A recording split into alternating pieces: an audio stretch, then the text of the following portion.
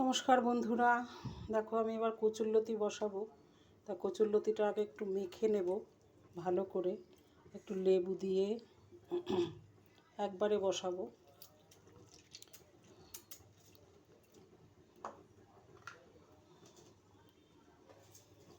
লবণ, একটু হলুদ আর এই যে সর্ষে পোস্ত পেস্ট একবারে মেখে বসিয়ে দেবো। এভাবেও করা যায়, আবার কড়াইতে তেল দিয়েও বসানো যায়। আমি এটা একটু মেখে নিলাম, এর মধ্যে একটু সর্ষের তেলও মাখবো, তারপরে মেখে একটু ঢেকে রাখবো, তারপরে একবারে বসিয়ে দেবো। এখন কচুরলতি খুব ভালো, চাষের কচুরলতি তো গলা টলা ধরে না।